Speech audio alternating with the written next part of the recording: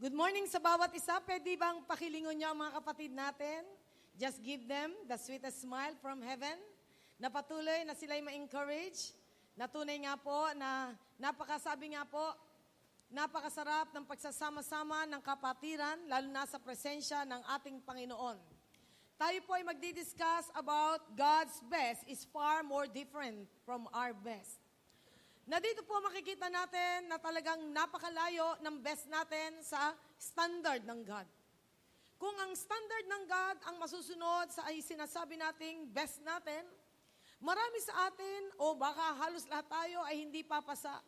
Subalit salamat ang Panginoon yung standard niya ay inakma niya sa ating lahat na madali siyang talagang malugod sapagkat tayo po sa ating kakayahan, tinatanggap ng Panginoon ang ating malayang pagsamba at paglilingkod sa Kanya. Salamat sapagkat ang Panginoon natin ay maunawain sa mga kahinaan natin. Maunawain siya sa mga kulang sa buhay nating lahat at patuloy na tayo po ay binibigyan ng Panginoon ng patuloy na unawa sa lahat ng sitwasyon ng buhay nating lahat. God's best is far more different from our best. Ang tao po, naturally, has many questions in life. Sino po dito ang mga may questions sa buhay? May mga tanong kayo sa buhay. Pakitaas nga ang kamay na until now may mga tanong kayo sa buhay. Okay. Kamusta po yung iba? Wala na po kayong tanong o may tanong pa rin?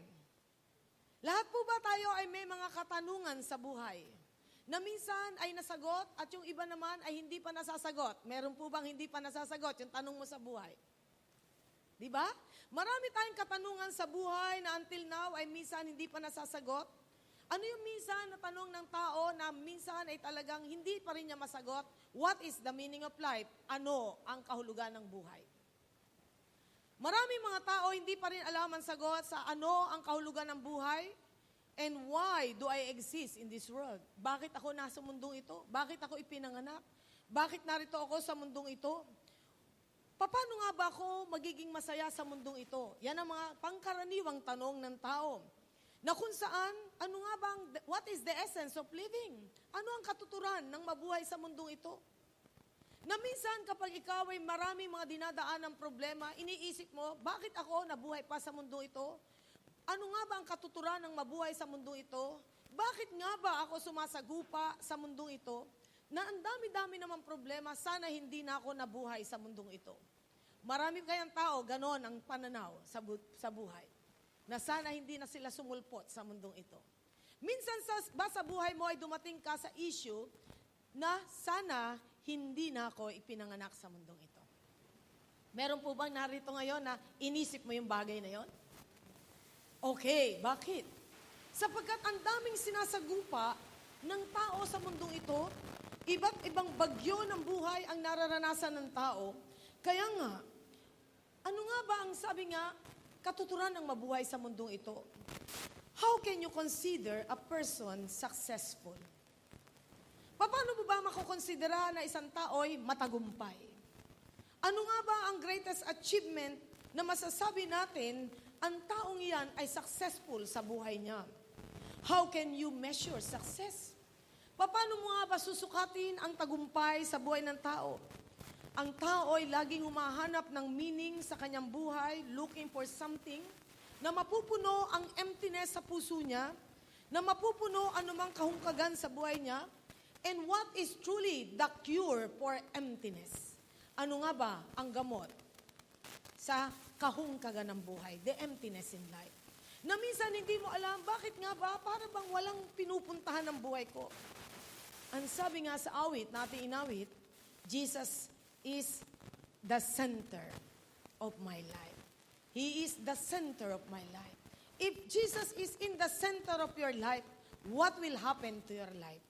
Kapag ang Panginoon ay nasa sentro na ng buhay mo, ano kaya ang magaganap sa buhay nating lahat? Sa paligay nyo, ano magaganap sa buhay mo kung ang Panginoong Jesus ay nasa sentro na ng buhay mo? Will it be beautiful? Will it be different? Will it be pleasant life? Na ito kaya ay magiging wholesome life? Na kung saan dyan pinapakita ng Bible sa atin, if Jesus will be in the center of our life, masasabi natin na talagang meron tayong, sabi nga, kapuspusan, mapupuno ang puso natin. Meron pong isang lalaki, he had it all. Lahat halos ng bagay sa buhay ay nasa kanya na.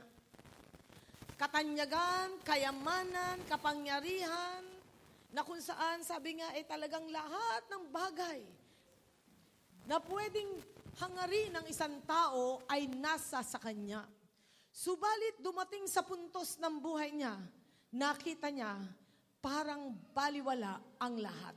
Baliwala ang lahat. Okay, now, bakit nga ba sinabi niya, all is vanity, all is vanity. Siya yung taong who had it all.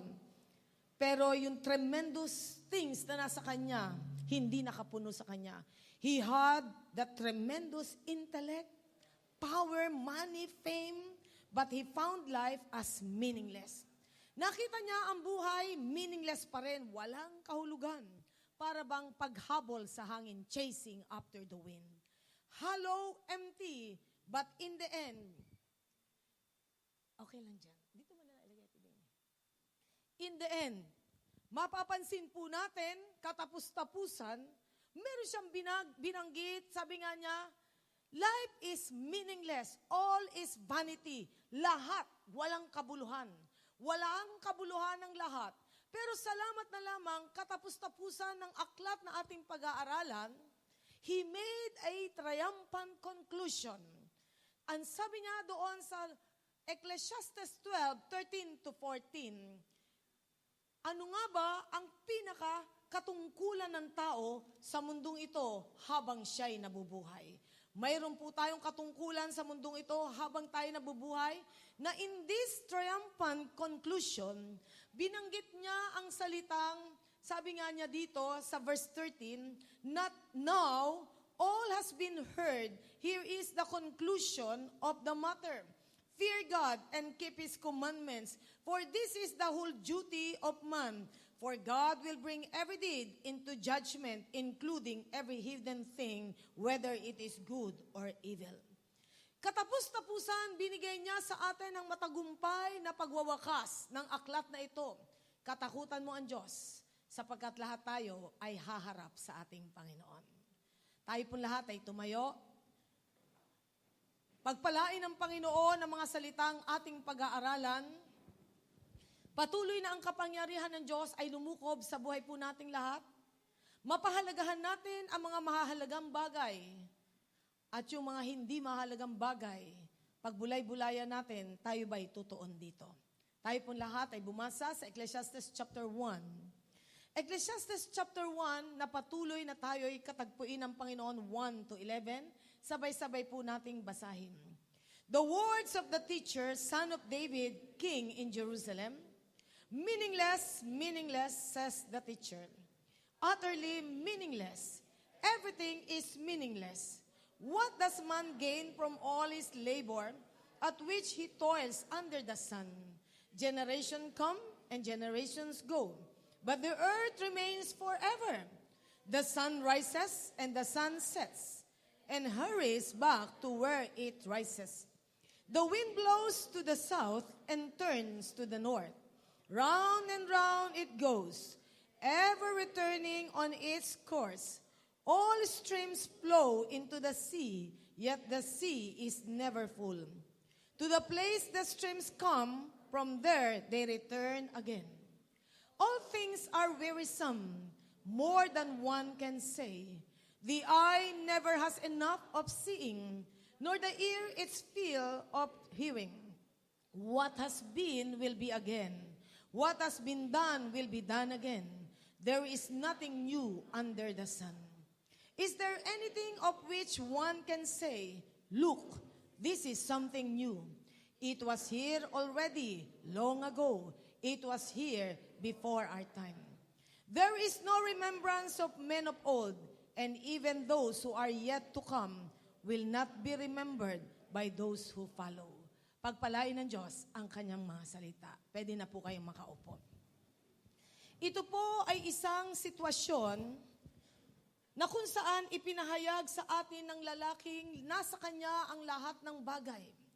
Subalit naramdaman niya, lahat pala ay para bang bandang uli nang siya'y may edad na, tumanda na siya, natagpuan niya ang sarili niya na para palang lahat ng hinabol niya, lahat ng hinangad niya, lahat ng mga bagay na sa buhay niya, parang walang kabuluhan. Wala palang kabuluhan ang lahat ng ito. Bakit nagkaroon ng ganitong conclusion ng lalaking ito? Isang hari ng bansang Israel, pangatlong hari siya na tinaas sa bansang Israel, na una si Saul, si David na kanyang ama, at ngayon siya na ang umahawak. Siya isang hari, pero mula sa bibig ng isang lalaki na nakamtan niya ang maraming bagay, katapos-tapusan ng siya'y tumanda na, ang sabi niya, walang kabuluhan, walang kabuluhan, walang kabuluhan. Marami kayang matatanda sa mundong ito, nagkumahog sa mundo, nagsikap ng gusto, nang sila'y tumanda na, natignan nila ang lahat ng pinagsikapan nila, para palang wala rin pala akong na-accomplish sa mundong ito. Walang kabuluhan. Bakit niya sinabi na walang kabuluhan? Walang kabuluhan ng lahat ng bagay? Sapagkat may mga bagay na itinuro ang Diyos sa kanya na meron palang mas mahalagang bagay na dapat pagtuunan ang tao sa mundong ito. Na kung saan, sa kanyang konklusyon na ito, fear God above all. Natunay na ito'y pinapahayag sa atin na tayo po ay dapat higit sa lahat ng gagawin natin, matakot tayo sa Diyos. Bakit po niya sinabi ito? Sa gitna ng lahat ng pagpapalang tinanggap niya sa Panginoon, dumating sa puntos ng buhay niya, ang pagkatakot sa Diyos ay naisantabi niya, nabaliwala niya, bagkus, ginawa niya yung gusto ng kanyang sarili, at sa paggawa niya ng gusto ng kanyang sarili, unti-unti siyang napalayo sa Diyos. At dumating sa puntos ng buhay ni Solomon, naramdaman niya ang kalungkutan, kahungkagan, kawalan ng saysay ng lahat ng bagay na tinatangkilik niya, sapagkat doon niya nakita, isa lang pala ang mahalaga sa mundong ito, ang taong may takot sa Diyos, nasa sa kanya na ang lahat. Amen? Bakit nga ba kinunclude niya, fear God above all? Sapagkat nakita niya sa buhay niya na siya ay natrap ng kaaway, na yung takot sa Diyos ay hindi naging pangunahin sa kanya, sapagkat nasunod niya lamang yung gusto ng kanyang sarili. Maraming gusto tayo sa sarili natin na minsan oppose sa kalooban ng Diyos, ayaw ng Diyos. At kapag tayo sumigisige na opposed to the will of God ang ating tinatahak, in the end, tayo po ang pinaka malungkot na tao sapagkat hindi natin nagawa ang kalooban ng Diyos. Araw-araw, may kalooban ng Diyos para sa inyo at para sa akin na dapat ito ay gampanan natin sapagkat before you were born, the Lord has set a blueprint ng buhay mo. Nakaset na ang blueprint ng buhay mo, ito ang tatahakin mo. Subalit marami mga tao, imbis na diretso ang tahakin, lumiko at naging crooked ang ways niya at yung takot sa Diyos na isang tabi niya, katapos-tapusan, kalungkutan ang dinulot nito. Maraming taong ganyan. Ngayon, sa kanyang buhay, nakita niya, kapangyarihan pala, walang kwenta, kayamanan, lahat, katanyagan, lahat ng pinagsikapan niyang ma-claim niya sa lahat ng ito, wala rin palang kabuluhan. At dito binanggit niya po, meaningless, everything says, the teacher, meaningless. Walang kabuluhan, walang meaning ang buhay. Ano nga ba ang napapala ko sa lahat ng ito? Ang sabi niya, lahat ng ito para bang tinahak ko, walang kabuluhan. Ano ang pinakamahalaga sa buhay mo sa kasulukuyan ngayon? Ano ang pinakamahalaga? Naiisip mo ba? Ano ba ang pinakamahalaga sa'yo? Meron bang pinahahalagahan ka? Sino dito ang may pinapahalagahan? Pakitaas ang kamay na may pinahalagahan. Kamusta yung pinahahalagahan mo? Kamusta siya? Yung pinahahalagahan mo. Ito kaya ay magdudulot ng kagalakan sa iyo hanggang sa huling hininga mo? O ito'y magdudulot sa iyo ng regret na masasabi mo, sayang ang panahon. Kaya nga dyan natin makikita mula sa isang taong kinamtan ang lahat ng bagay, nagugustuhin sana ng isang ordinaryong katulad na tao na katulad mo, katulad ko, Yung mga tinamasa niya, matindi ang tinamasa niya. Pero sa kanya nang galing, walang kwenta pala ang mga bagay na ito kung wala ang Diyos sa buhay natin. Ilang kaya na nasa mundo ngayon, nagtapos ang buhay, na nasabi rin, walang kwenta rin pala. Marami o konti? Marami kaya na nanghinayang? Na naksaya ang buhay nila tapos walang katapusan, sa katapusan ay walang kwenta ang sasabihin? Marami pong ganyan tao. No. Paano natin bibigyan ng talagang katuturan ng buhay natin? Tandaan po natin, kapag isinentro natin ito sa Diyos, magkakaroon ng magandang katuturan ng buhay nating lahat. Why? Number 1 point, only God gives real and right meaning in your life. Only God gives real and right meaning in your life. Ang Diyos lang ang magbibigay ng totoo at tamang kahulugan sa buhay mo.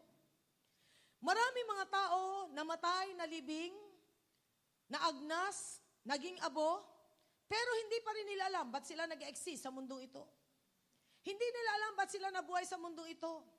Sapagkat tinahak nila ang landas na hindi kalooban ng Diyos, sa araw-araw ng buhay nila, marami mga tao na ito ang katwiran, live and be merry. Ano ang kasunod? For tomorrow, we will die. Pero ito po'y maling konsepto ng tao, live and be merry, for tomorrow we will die. Pwede tayo maging masaya sa mundong ito, pero wag mong ilalayo ang buhay mo sa Diyos. Ito po yung panahon na ang tao'y naghahanap lagi ng pleasures of this world. Kaya nga ang alok ng mga business sector ngayon, saan ka mag-i-spend ng Friday night, ng Saturday night, ng Sunday night, napupunuin ka nila ng para bang ikaw ay talagang hihikayatin, na talagang looking forward ka sa Friday night na yan, Saturday night na yan. Bakit? Lahat ng kaaliwan at kabaliwan ng mundo, iaalok sa'yo ng mundo. Subalit, katapos-tapusan, uuwi ka rin palang hungkag at talagang may kalungkutan. At ito ay talagang kailangan natin pagbulay-bulayan mula sa isang taong naranasan niyang lahat. Pero, katapos-tapusan, nasabi niya, wala palang kwenta ang lahat ng bagay. Why? A life without God can produce a bitter, lonely, and hopeless old age. Ang buhay na wala ang Diyos, ito ay nagpo-produce ng mapait, malungkot, walang pag-asang katandaan. Alam niyo ang pinakamasarap habang umiidad ka, nagiging fruitful ang buhay mo. Habang umiidad ka, meron kang kinakount na nagaganap sa buhay mo at nakakapag-contribute ka sa mundong ito ng something na legacy na sasabihin nila, I want to follow your footstep. Na gusto kong sundan ang iyong yapag sa mundong ito, sapagkat a life centered on God is fulfilling. Ito ay yung tunay na fulfilling life, sapagkat it will answer all your questions. Kapag nakasentro na sa Diyos ang buhay mo, marami kang tanong na sasagutin ng Diyos. Now, tanong sa inyo, ano ang kahulugan ng buhay sa iyo? What is the meaning of life to you? Ano? Bakit ka narito sa mundong ito? Marami mga tao tatanungin ko, bakit ka narito sa mundong ito? Eh, syempre, para mag-aral. O, pag nag-aral ka, syempre, mag-establish ako ng karir, magne-negosyo. O tapos magnegosyo, anong gagawin mo? O syempre, pag matatag na buhay ko, mag-aasawa na ako. O tapos mo mag-asawa, o mag-aanak na ako. Tapos ka mag-anak, paaaralin ko. O lumaki na yung anak mo. Pagkatapos, di tatanda na ako. O pagtanda mo, kumusta ka na? Ito, di syempre, mamamatay na ako. Kamusta? Nasaan ang Diyos dun? Sa palagay nyo? Marami po mga tao, pag tatanungin mo ang buhay, doon umiikot ang mundo nila. Kaya nga marami mga tao, habang umiidad, lumulungkot ang buhay. You can avoid that bitter, lonely, hopeless old age if you put Jesus in the center of it all. Kinakailangan maiwasan natin maging mapakla, mapait ang buhay natin habang tayo umiidad, kalungkutan ang nararamdaman natin. You know what? Maraming mga matatanda ay talagang nararanasan na ang kalungkutan sapagkat alam natin, pag ikaw ay umiidad, ikaw ay palapit ng palapit sa hukay. Naalala ko nga, sabi ni Ate Marian, minsan, Ate Sol, yung matatanda natin, parang unti-unti nang nawawala sila, no? Oo nga. Sabi niya, tayo na ang kasunod na matatanda sa church. Oo nga. Pero we will age gracefully and beautifully and wonderfully for the Lord. Amen? Kaya nga, ano ibig sabihin dito? Ang pinakamasarap na isipin natin, hindi ikaw ay nagdadagdag ng edad, hindi ikaw ay nagdadagdag ng kulubot at puting buhok, pero ikaw ba ay nagdadagdag ng karunungan habang ikaw ay tumatanda at nag-iiwan ka ba ng legasiya sa mundong ito? That this young generation will be happy to follow that footstep that you will leave behind sapagkat meron kang iniwang magandang ehemplo para sa kanila. At ito po ay mahalaga sa buhay nating lahat. If Jesus is in the center of our life, wala kang regret na mararanasan habang ikaw ay tumatanda sapagkat alam mo, may nagawa ka sa kingdom of God. Amen? Sino dito ang gusto mong may magawa ka sa kingdom of God? Na ito'y mahalaga sa buhay nating lahat sapagkat nothing in this world can satisfy us. Walang pwede mag-satisfy sa buhay nating lahat sapagkat in this world, there will be days of trouble, trials, and difficulties. And Jesus alone is our hope, the source of our peace, the source of our joy, the source of our comfort, the source of satisfaction sa buhay nating lahat. Na kahit umidad tayo, you are satisfied with Jesus, you will enjoy every moment of it, sapagkat ang Diyos natin ay isang makapangyarihang Diyos, He will give you a joyful days in this world. Amen? But remember, put Jesus always in the center of everything. Ilagay mo ang Panginoon sa sentro nito. There is no perfect condition sa mundong ito. There is no perfect family. There is no perfect life in this world. Ikaw ba, perfecto buhay mo? Perfecto family mo? Perfecto ba condition mo? Pakitaas ang kamay na merong ganitong karanasan. Perfecto lahat sa'yo. Wala. Yang katabi mo, imperfect ang buhay niya, imperfect ang condition niya, imperfect ang lahat sa kanya. Pero with all the imperfections that we are facing in this world, we have a perfect God. Ipe-perfect niya ang buhay natin pagdating sa langit. Amen? Kaya nga lahat ng ito ay nararanasan nating lahat. We are still struggling in this world. Every man has their own or his own struggles, na kung saan ang bawat tao may kanya-kanya struggle, the intellectual and the simple, the rich and the poor, the young and the old, the strong and the weak, may kanya-kanya tayong struggle sa mundo ito. Totoo ba? Na may struggle ka ngayon. Sino dito ang may struggle at hindi natapos ang iyong pakikipagbaka? Yes. Lahat tayo may struggle. Rich or poor, intellectual or simple, strong or weak. Lahat ng tao, young or old, lahat tayo ay may struggle sa mundong ito. There will always be joy and sorrows, opportunities and adversities sa buhay nating lahat. Abundance and lack, health and sickness, ito'y bahagi ng buhay nating lahat. There will be battle and peaceful moments sa buhay nating lahat. But remember, God knows everything. Alam ng Diyos ang lahat-lahat. Kaya nga, knowing that God knows everything, He cares for you. Hindi ka nag-iisa sa gyera ng buhay mo. Sino dito ang gusto mong kapitan ng Diyos sa gyerang ng buhay mo? Na hindi ka kakalag at hindi ka bibitiw sa Diyos. Masarap bang may Panginoon sa buhay nating lahat? Sapagkat alam natin, we are all struggling in this world. Kailangan ba natin lahat ang Diyos, moment by moment?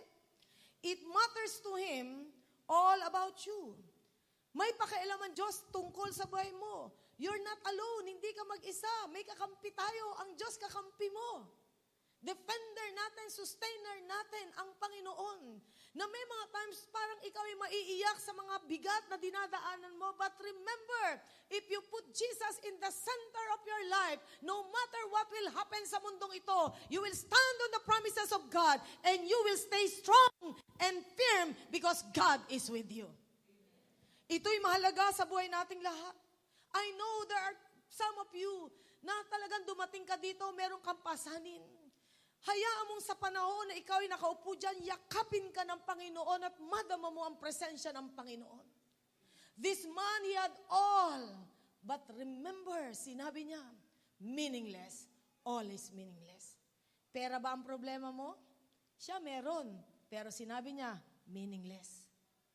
Kapangyarihan ba problema mo? Pinakamakapangyarihan siya sa bansang Israel. Pero sinabi niya, meaningless. Katanyagan, pinakatanyag siya. Pero meaningless. At his beck and call, pwedeng ang tao, halika rito. Si Solomon, hindi ganyan tumawag na merong karinyo sa tao. Dahil siya ay hari, pabaliktad, halika rito. Hari siya, pero sabi niya, meaningless. Kaya nga dyan natin makikita, ano nga ba ang kahulugan ng buhay kung nasa sayo man ang lahat ng bagay nito? Masasabi mo bang masaya ka pag wala ang Diyos? Kailangan mo ba ang Diyos ngayon? Sino dito ang kailangan mo ang Diyos? Kailangan mong yakap ng Panginoon ngayon. Kailangan mong katiyakan na may Diyos na nagmamalasakit sa iyo ngayon. Kailangan mo ba ang pag-ibig ng Diyos ngayon na umapaw sa puso mo? You know what? If we will not put Jesus in the center of everything, as you age in this world, you will age bitter, lonely, regretting, nagre-regret ka, at mapapansin mo, maraming bagay na sasabihin mo, walang kwenta pala ang mabuhay sa mundong ito. And I just pray, patuloy tayong turuan ng Panginoon, na patuloy na tayo yakapin ng Panginoon, sapagkat God cares about you. He cares about your dreams, your future, your destiny. Remember, satisfaction or happiness is not in our power to accumulate. Yung satisfaction, yung kaligayahan, wala tayong kapangyarihan na ma-attain ito sa sarili natin.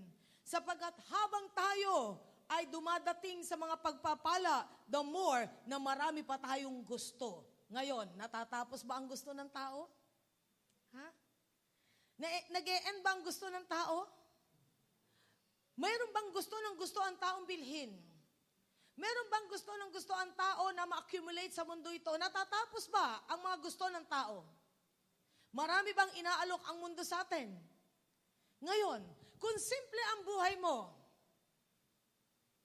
can you enjoy your life?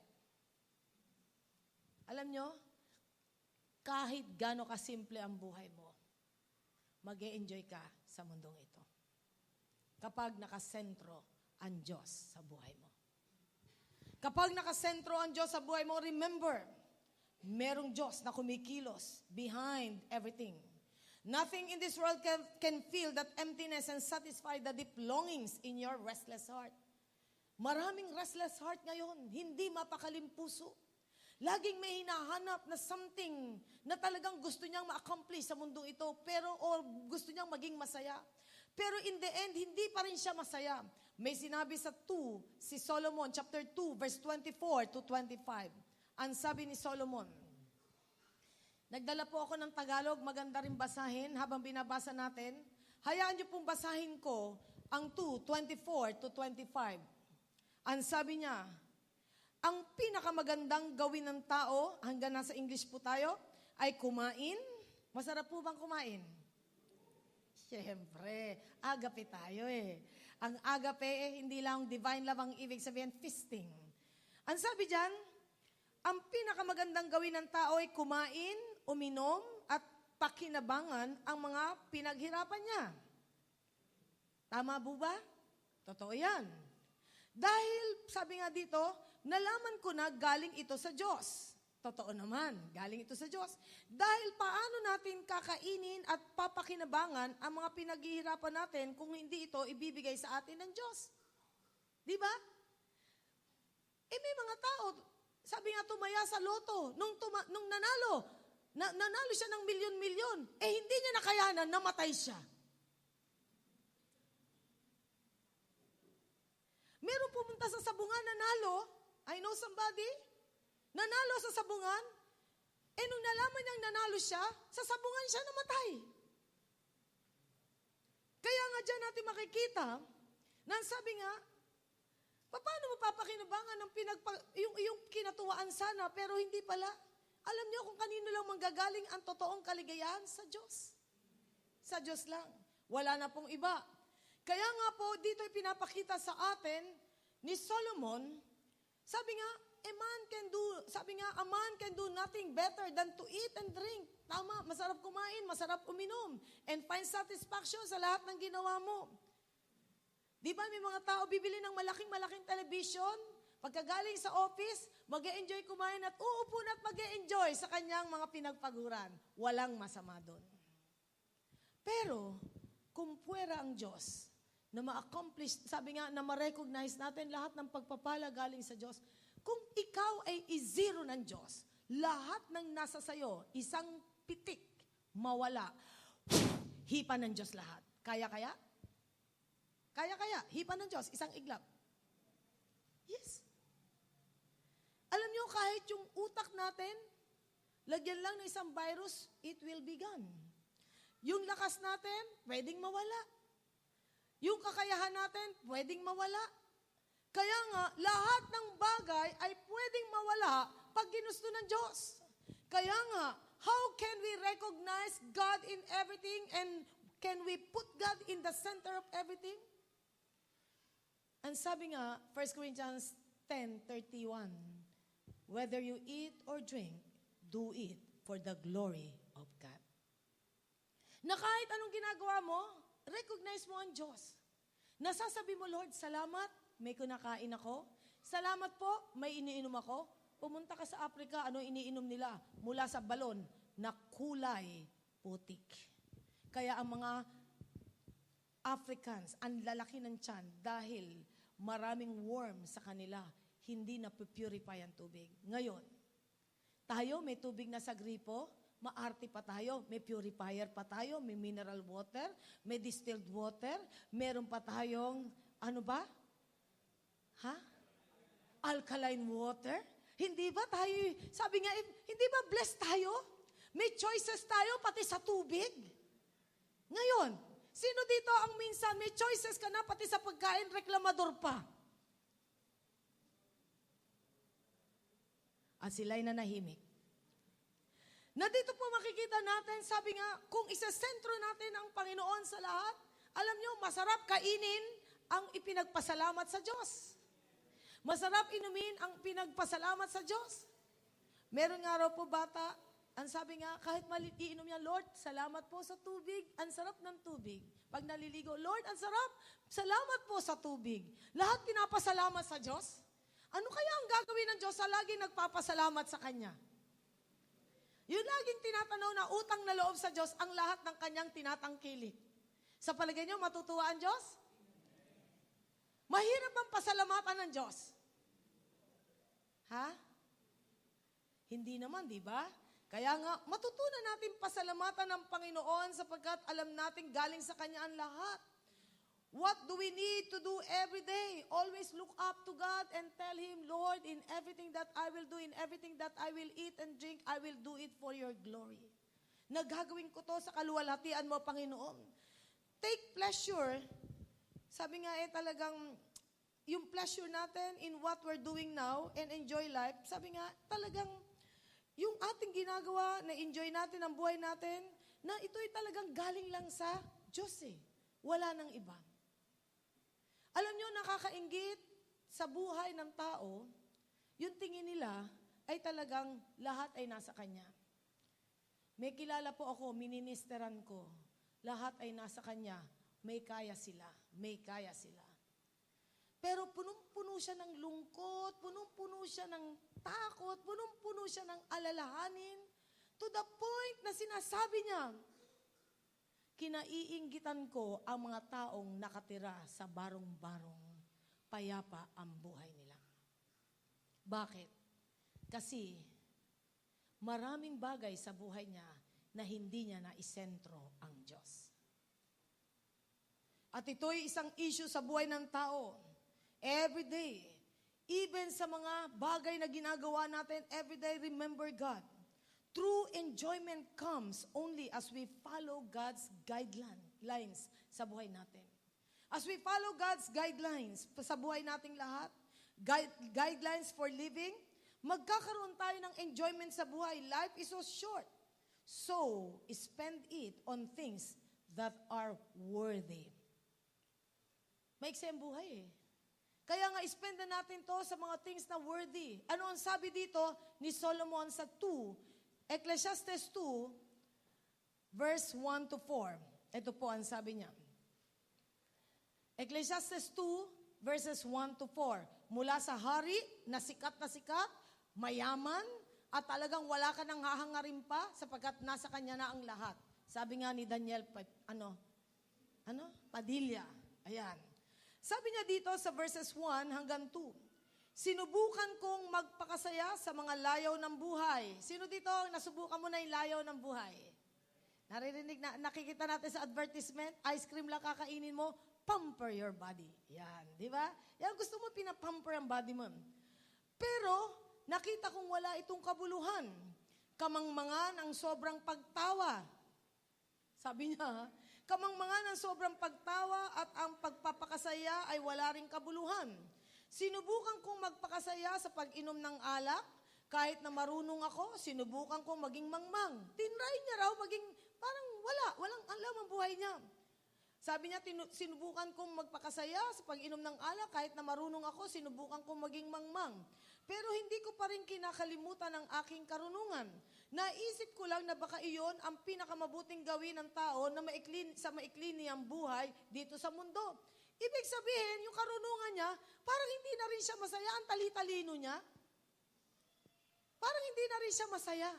And then sabi niya dito, gumawa ako ng mga dakilang bagay. Nagpagawa ako para sa sarili ko ng malalaking bahay, ng mga taniman ng ubas. Nagpagawa ako ng mga halamanan at liwasan.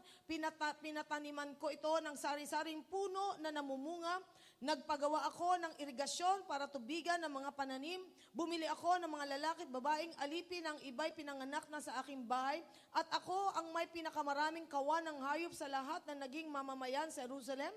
Nakaipon ako ng napakaraming ginto, pilak at iba pang mga kayamanang galing sa mga hari at mga lugar na aking nasasakupan. Marami akong mga awit, lalaki man o babae, marami rin akong asawa. Alam niyo ba kung ilan ang asawa niya?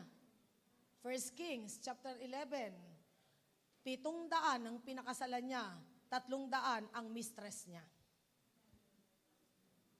O ilan lahat? 1,000. 1,000 ang lahat-lahat.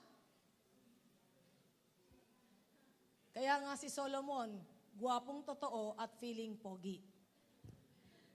Kaya nga sabi niya dito, marami akong asawa. Lahat ng magagandang babaeng mahiling ng isang tao.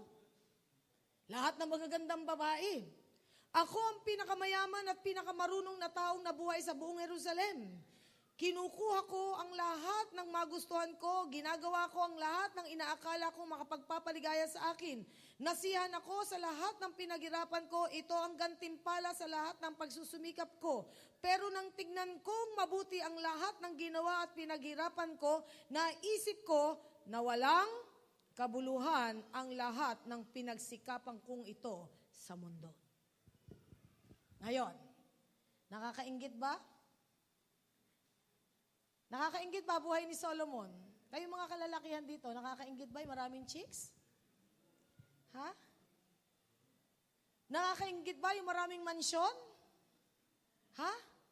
Katapos-tapusan ang sabi niya, walang kabuluhan ang lahat ng bagay na aking tinamasa.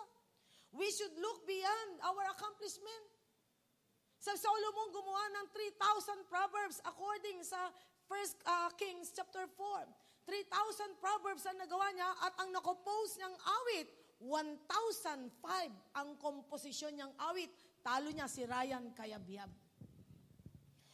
Dahil ang talino niya, ma-explain niya ang lahat ng tungkol sa mga isda sa karagatan, mga halaman, sinabi ito, sa Biblia, na-explain niya ang lahat. Ibang klase ang karunungan niya, nalagpasan niya ang karunungan ng mga tao from the East. Who are the people in the East? Diba sabi nga, the wise men in the East? Sapagkat lahat ng matatalino ay nandun sa East. At nalagpasan niya ito sa panahon na yun. Mga hari at reyna pumupunta sa kanyang harem para pakinggan ang karunungan niya at tone-toneladang ginto, pilak ang inireregalo sa kanya, kaya yumaman si Solomon. Subalit sa lahat ng ito, sinabi ni Solomon, walang kabuluhan. We should look beyond all our accomplishment, activities, intellect, possession, things we accumulate to the reasons why we have it. Bakit? Bakit tayo merong ganyan? Kaya nga po, why we do them, yung mga things na gusto natin. The purpose of everything na ating dinadaanan sa mundong ito. Kapag tayo po ay nagbubulay-bulay sa ating layunin sa mundong ito, ano ang iyong starting point sa buhay na ito? Ano ang driving force mo? Ano ang pundasyon mo in everything? Because life without God is senseless and meaningless. Kaya nga, yung mga nakikita mong nasa kanila ang lahat, huwag kang mainggit dyan. Kapag may takot ka sa Diyos, talo mo siya. Amen? Sino dito ang may takot at pag-ibig sa Diyos? Napakalaga niyan sa buhay nating lahat. He must be the foundation in everything we do. Sapagkat siya ang tunay na magbibigay sa atin ng meaning in everything. Lahat ng trabaho natin sa mundong ito, ating mga na-accomplish sa mundong ito, o business natin sa mundong ito, o career natin sa mundong ito, ang family natin, kapag wala ang Diyos sa pundasyon, magiging useless ang lahat. Sabi nga ng Psalm 127 verse 1, ang sabi doon, unless a man, sabi nga dito, na, sabi diyan, sa Psalm 127,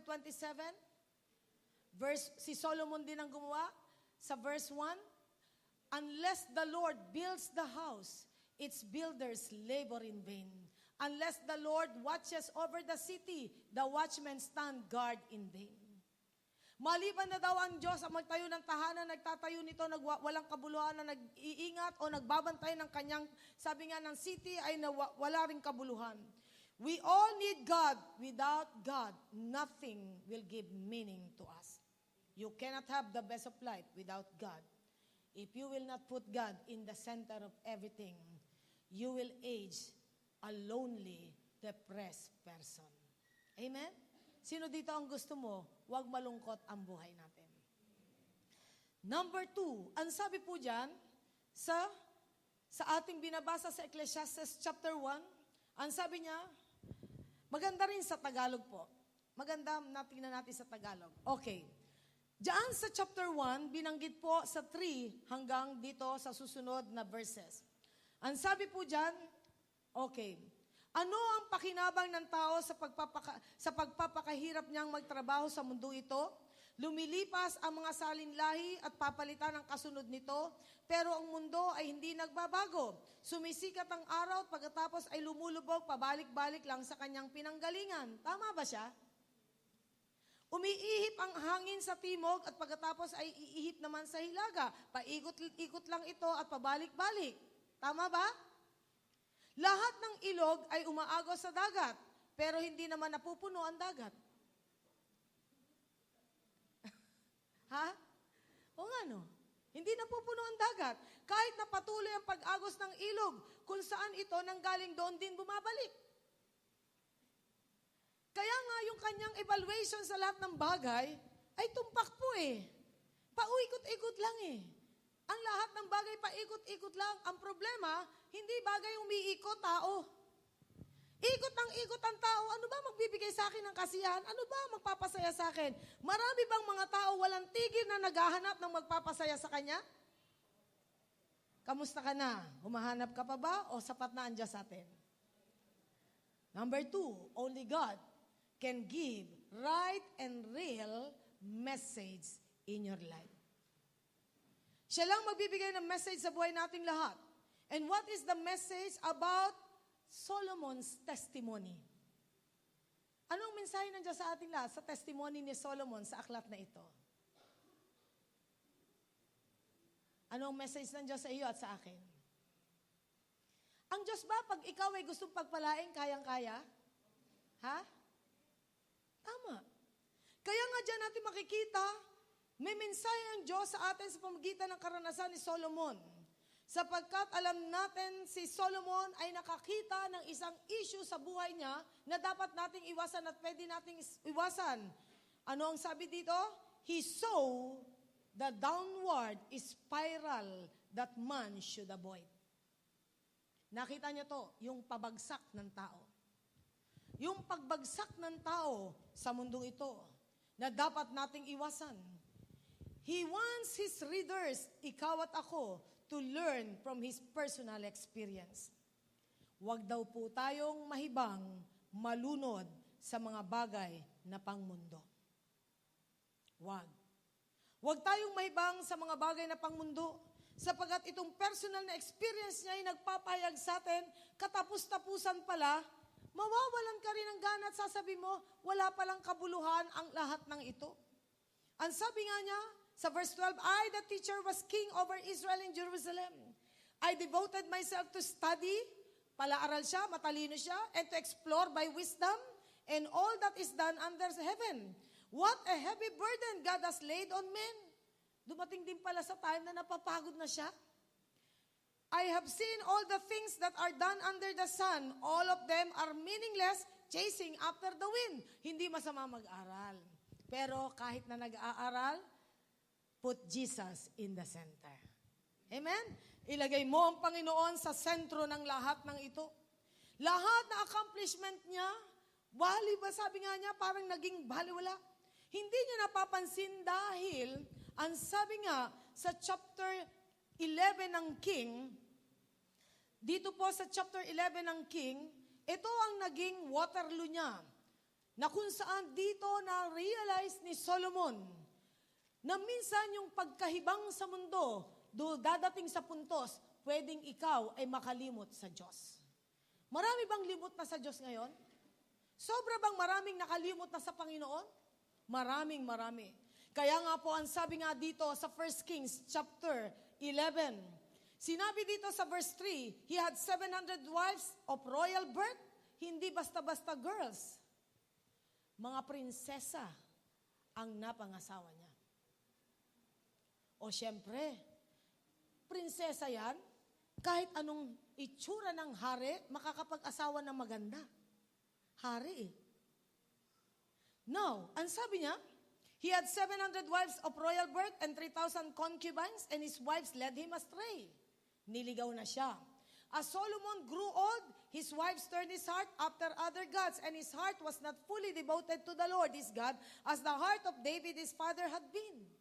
Ibig sabihin si Solomon na compromise niya ang pananampalataya niya. Mga kapatid, napakahalaga, huwag mong pababayaan bagay, tao, o mga ari-arian natin, maging sentro ng lahat sa atin.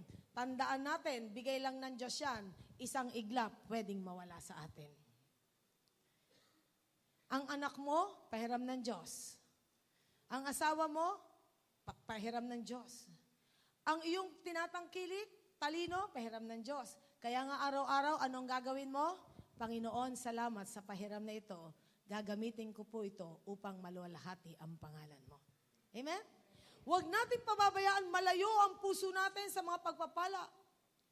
Kaya nga sabi ng Panginoon sa Deuteronomy, when the Lord has blessed you, do not forget your God. Kapag pinagpala ka na ng Diyos, huwag mong kakalimutan ang Diyos. Huwag. Sapagkat marami mga tao, pag pinagpala na ng Diyos, nakakalimutan ng Diyos. Marami, pag pinagpray mo, bigyan po ako ng trabaho. Lord, bigyan mo po siya ng trabaho, maganda ang sweldo. Binigyan ng trabaho, maganda ang sweldo. Tanungin mo, nung Sunday, bakit wala ka? Sorry po, kasi po marami po kaming ginagawa sa office, kailangan ko po mag-overtime. Anong ginagawa mo sa negosyo mo? Busy na po ako kasi talagang, alam niyo po, maraming kliyente, lalo na ho pag linggo. Hindi ko na ho maiwan. Salamat, nandito ka. Iniwan mo ang negosyo mo. Hindi ka nag-overtime, pinili mong nasa presensya ng Diyos. Amen? Kaya nga dyan natin makikita na napakalaga na kapag nagbigay sa'yo ng lahat ang Diyos, alalahanin mo, galing lahat yan sa Diyos eh. Galing lahat sa Panginoon. Men are naturally weak without the guidance of God. Ang sustaining power natin to overcome the world is the grace from heaven.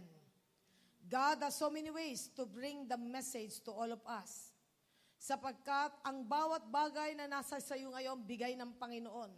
Can you recognize na lahat ng bagay, bigay ng Diyos sayo? Alam niyo, ang mensahe ng Diyos, hindi talaga papaltos eh.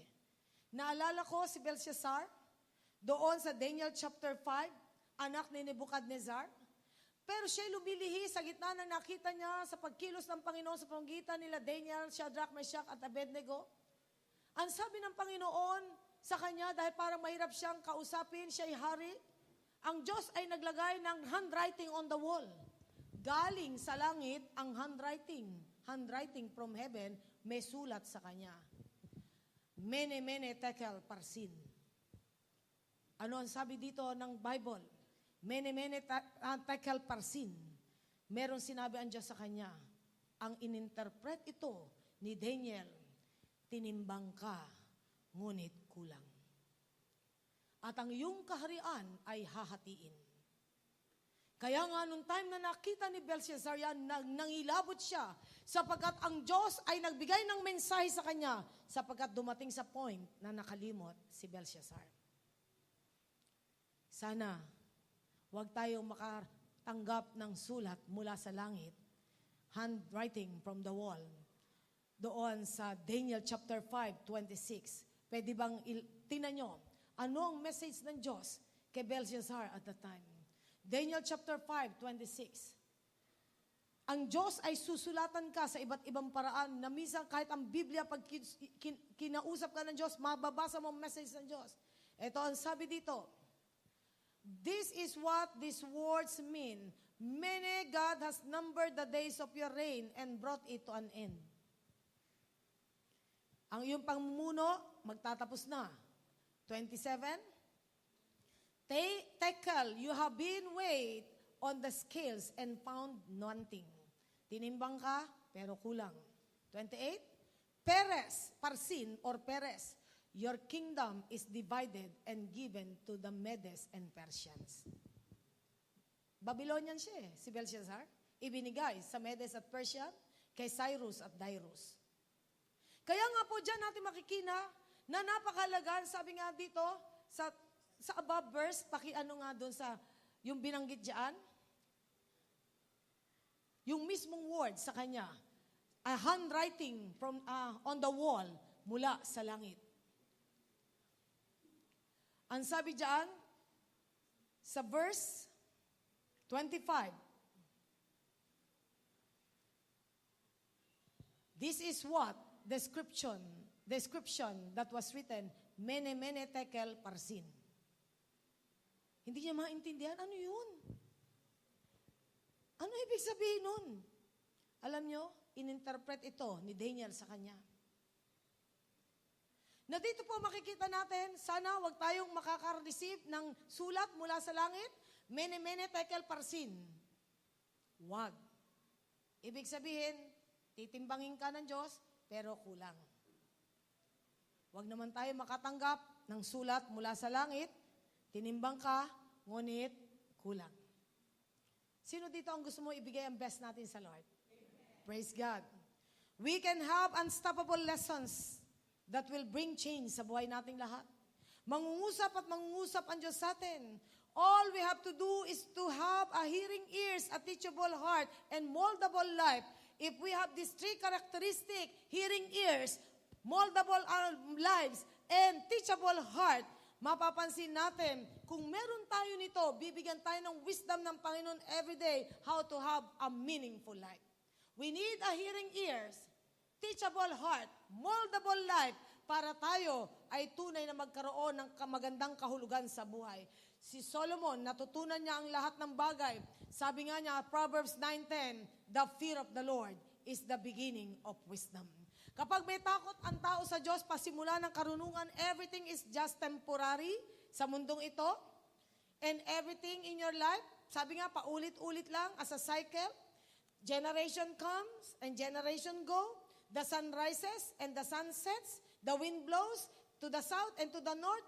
Kung paano yung, sabi nga, yung ilog, umaagos sa dagat, paulit-ulit, hindi napupuno. Si Solomon ay nagbukas ng mata sa atin sa katotohanan. Don't make your life like a cycle.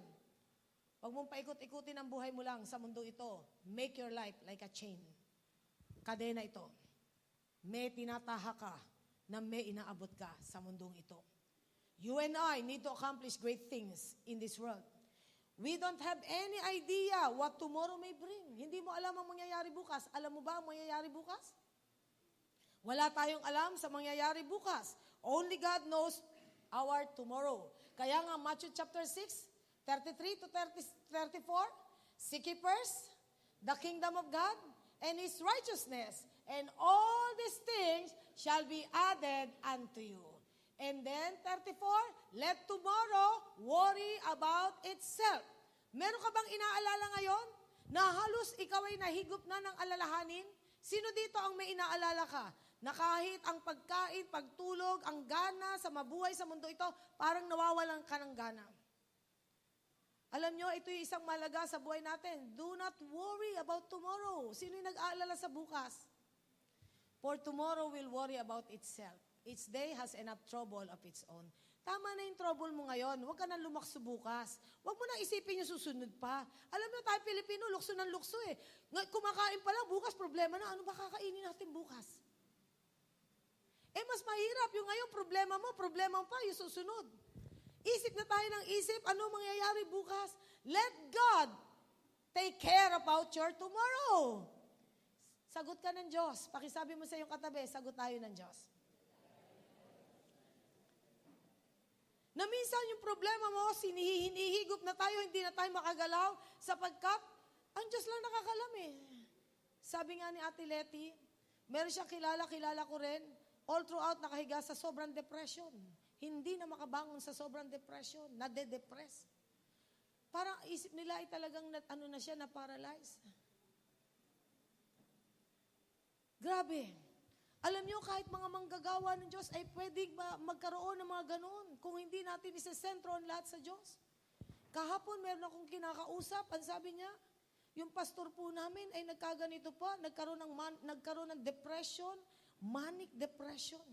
Parang hindi na makagalaw ngayon. Wow, sabi ko, grabe. Na dito po ay pinapakita sa atin, kailangan natin lahat ang Diyos. Masarap ba magtiwala sa Diyos? Kung kumakain ka ng tuyo, magpasalamat ka. Kung kakain ka ng murkon, magpasalamat ka. Kung ang iyong kinakain lang ay simple, magpasalamat ka. Kung mas magpasalamat ka. Walang tigil, salamat sa Diyos, sasaya ka. Amen? Yun ang dapat natin gawin. Sapagkat God has, sabi nga, message for all of us.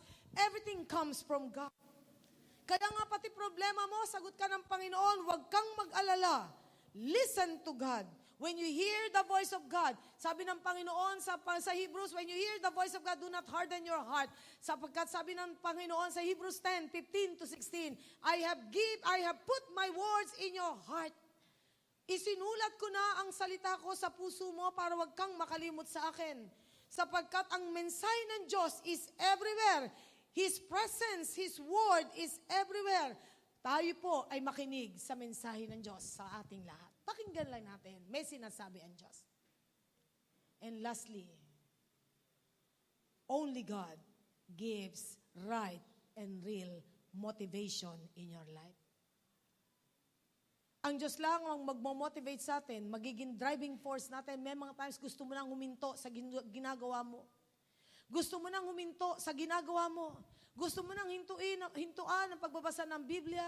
Gusto mo nang hintuin ang pananalangin. Gusto mo nang hintuan ang lahat ng ginagawa mo sa Diyos. Para nakikita mo, parang wala ka ng lakas. But you know what? Kapag tayo po ay sumandig sa Diyos, He is our motivation. Imo-motivate ka ng God sapagkat ang sabi nga dyan sa verse 8 to 11 ni Solomon. Sa verse 8 to 11 ni Solomon, dito sa mga ngaral, ito ang sinabi po niya. 8 to 11. Ang lahat ng ito'y nakakabagot at ayaw na ngang pag-usapan. Meron bang bagay sa buhay na nababagot ka na? Parang ayaw mo na. Nag-give up ka na? Sino dito minsan nag-give up ka? Ha? Sino dito parang gusto mong bitawan ang lahat ng ginagawa mo? Meron bang season of your life na gusto mong bitawan ang lahat ng ginagawa mo? Okay, sabi dito ni Solomon, ang lahat na ito'y nakakabagot sa at ayaw ko ng pag-usapan. Hindi nagsasawa ang mga mata natin sa kakatingin at mga tenga natin sa pakikinig. Ang mga nangyayari noon, nangyayari ulit ngayon. Ang mga ginawa noon, gagawin din ulit ngayon. Walang nangyayaring bago sa mundo. May mga bagay bang masasabi mong bago na naman? Pero nariyan na iyan noon pa kahit hindi pa tayo pinapanganak. Hindi na natin naalala ang mga nangyari noon at ang mga nangyari ngayon ay nalilimutan din ng mga tao sa bandang huli. Paulit-ulit lang daw ang buhay. Paulit-ulit lang. Kaya nga, ano'y pinapakita sa atin? Kung may mga times parang ayaw mo nang mag-move forward. Alam nyo, kung meron kang kalungkutan, kabiguan, mga problemang dinaanan, the only thing that you will do is to move on. Pakisabi mo sa katabi mo, move on. You should move on. Ha? Tayo po ay mag-move on. Nabasted ka? Nagkahiwalay ka ng girlfriend mo? Huwag mo lang tignan siya na lang ang babae sa mundong ito. Baka katapos-tapusan, mas maganda pa na pangasawa mo. Move on. Di ba? May mga biguan na naranasan ka, just move on. Mag-move on ka lang. Sapagkat alam naman natin, ang kailangan lang natin, mag-move forward tayo. God will always motivate us to think wisely, to act rightly. Motivation to make life not complicated, but simplify your life. I-simplify mo na ang buhay mo. Imo-motivate tayo ng Panginoon to have the right priorities in life. Imo-motivate tayo ng Panginoon to have, sabi nga, a godly attitude in life. Na kung saan dito, imo-motivate tayo ng Panginoon to grab every opportunity sa buhay nating lahat. Continue to serve God. Continue to worship God. No matter what ang nararanasan mo, continue to do what you are doing for God. In the long run, you will be blessed. Ang huminto, walang mararating. Ang nagpatuloy, may mararating. Amen? Sino dito ang gusto mong may marating ka? Sabihin mo sa katabi mo, magpapatuloy tayo. Magpapatuloy tayo na anuman na nagaganap sapagkat everything, motivate tayo ng Panginoon. Do you need motivation right now? Gusto mo ba may driving force para sa'yo? Na talagang may somebody magtutulak sa'yo? Alam niyo po, ang pinaka-greatest pusher ng buhay natin is God. Ipupush niya tayo to the maximum talent natin, maximum capacity natin. Itutulak tayo ng Panginoon hanggang mag-shine out tayong lahat. Makikita natin, napakagaling ng Diyos sa buhay nating lahat. If we need motivation, look up unto Jesus, the finisher and the perfecter of our faith. Don't allow the enemy to snatch away your joy, to snatch away your peace, to snatch away your heart for God. Sapagkat the Lord is doing something in your life. Though you have trouble, remember, you will triumph after that trouble. Magwawagi ka pagkatapos ng mga trouble na yan. Sapagkat hindi tayo dapat nagpapaisa sa kaaway.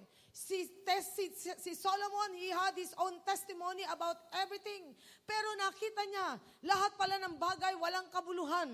And then, ang sabi niya sa Ecclesiastes chapter 4, verses 2 to 3, at Ecclesiastes chapter 4, verses 2 to 3, na-enjoy ko po yung Tagalog eh.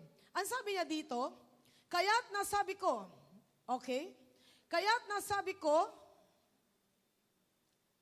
mas mabuti pa ang mga patay kaysa sa mga buhay. Antindi? Pero wala naman ditong gustong mamatay na agad, ano?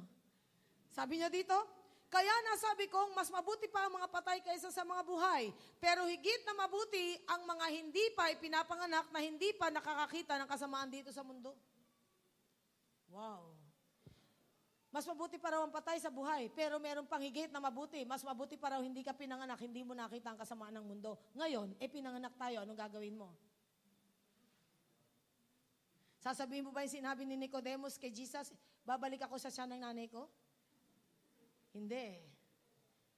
Tandaan mo, kaya ka nasa mundo, hindi aksidente. Oo, mayroong pagsubok sa mundo, may kahirapan, may kalungkutan, may kabiguan, pero hindi ka nag-iisa, mararanasan mo ang Diyos. Amen? Mararanasan natin ng Panginoon. Mararanasan natin ng Diyos ang kadakilaan ng ating Panginoon. Kaya nga napakalaga. Ito ay isang issue sa buhay natin. Pagtiwalaan natin ang Panginoon araw-araw sa buhay nating lahat. Huwag tayong give up sa mundong ito. Magandang kinabukasan mo. Mayroon lang isang person na hindi maganda ang kinabukasan, si Satanas. Ikaw ay may magandang kinabukasan, oo, may kagipitan ka, oo, may problema ka, oo, may kahirapan ka, pero tandaan mo, lulukso ka sa bagay na yan at sasamahan ka ng Diyos. Ito'y mahalaga sa buhay nating lahat. Na tayo bilang mga anak ng Diyos, huwag natin pabayaan na matali na tayo sa mga sitwasyon. Sapagkat tutulungan tayo ng Panginoon to overcome everything. Na tayo po ay bibigyan ng Diyos ng kakayahan na mapagtagumpayan ang lahat ng bagay sa mundong ito. Na kung saan si Solomon nakita niya lahat pala ng kanyang tinatangkilik, mawawala ng kabuluhan. Siya ay admired by many people, hinahangaan. Pero behind the scene, Solomon was a lonely man. Sapagkat nakita niya, lahat pala ng ito, walang kabuluhan. Kung wala ang Diyos. Pero congratulations, may Diyos ka. Kaya lahat ng nasa sayo, kahit 10 piso lang nasa bulso mo, makabuluhan yan. Amen? Kaya nga, limpak-limpak man ang pera niya, pero walang kwenta pala para sa kanya. Ikaw, 100 lang ang pera mo, pero hawak-hawak mo, wag mawawala dahil di ka na makakauwi. Kaya nga dyan natin makikita, napakalaga sa buhay nating lahat. Let us enjoy God every day. Let us consider God in everything. Let us look up to God and thank Him and admire our God. He is greater than your problem, mightier than your trials, powerful than any difficulties that you have because our God is the greatest God.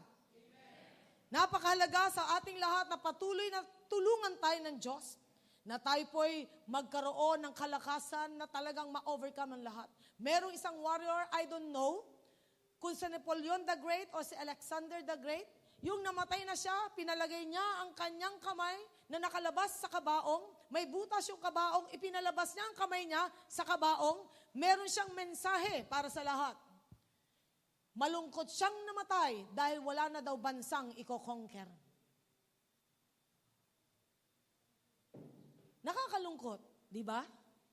Great warrior, pero wala na raw siyang iko-conquer kaya malungkot siyang mamamatay. But you, Christians, ang sabi ng Panginoon, with your battles, just be a conqueror. You will die peacefully and rest in peace with your God. Hindi po tayo lugi. Sapagkat alam natin, meron tayong Diyos na humahawak sa buhay nating lahat. Kailan kaya titigil ang tao sa paghahangad? Kailan kaya titigil ang tao sa mga desire ng puso nila? Ang ating bansa ay marami mga taong kilala sa bansa natin, walang tigil naghahangad sa posisyon, walang tigil naghahangad sa kayamanan, walang tigil naghahangad sa kapangyarihan, walang tigil sila, mayayaman na pero wala pa rin tigil. Meron ba tayong mga ganun sa bansa natin? Napakarami ba nila? Walang tigil naghahangad sa kapangyarihan, kayamanan, katanyagan? Walang tigil. Ang tao sa mundo, pag walang Diyos, walang kabusugan. Bondat na yan, hindi pa nabubusog. Pero ang sabi ng Biblia, what shall it profit a man if he gains the whole world but loses his own soul? Ani ng tao, mapakinabangan pa sa kanya man ang buong mundo, mapapahamak naman ang kanyang kaluluwa. Kapag may Diyos ka, tandaan mo, pinagpala ka na. Amen? Hindi natin sila dapat kainggitan sapagkat yang mga taong mayroon ng lahat, kapag natutulog, takot na takot, baka pumatay sa kanila, security guard nila. Di ba? Sila yung mga takot na takot eh. O ikaw, lumalakad, wala kang security man. Bakit? Alam mo, kasama mo ang Diyos eh. Pakisabi mo nga sa sarili mo, hawakan mo itong iyong kwelyo, bata ito ni Lord. Di ba? Kaya nga, alam mo, pati anghel ng Diyos sangkot sa'yo. Kasama mo pa rin. How do you value life and eternity? What would really make you happy and joyful? Do you really want God every day sa buhay mo and give Him the best in your life? Kaya nga kahit na our best is far away from the standard of God, but still, your best, tatanggapin ng Diyos kapag galing sa puso mo. Amen? Si Solomon, itinry niyang, sabi nga, ang lahat, pero nalimutan niyang ibigay ang best niya sa Diyos. Sapagkat siya ay humingi ng karunungan, binigay ng Panginoon dahil hindi ka humingi ng anumang bagay, payayamanin pa kita. At sa panahon na yon, doon siya nakalimot. Ang pagpapala naging hadlang. Kaya nga may panalangin si Solomon na itinuro sa atin. Huwag mo akong pahirapin, baka masumpa kita, Panginoon. Huwag mo naman akong payamanin, baka malimutan kita. Nasa Proverbs po yan. Kaya nga, kung ikaw ay binibigyan ng Diyos ng tama lang, kasi yan ang eksakto sa'yo, baka lumimot ka. Kung ikaw ay binigyan ng Diyos ng sobra, may pagpapalaing ka rin. Kaya binigyan ka ng sobra. Amen? Kaya nga, dito makikita natin, huwag tayong lilimot sa Diyos. Just enjoy God every day and bless God with everything that you have. Fear God above all. Fear God. Amen. The Lord bless us all. Tayong lahat ay tumayo.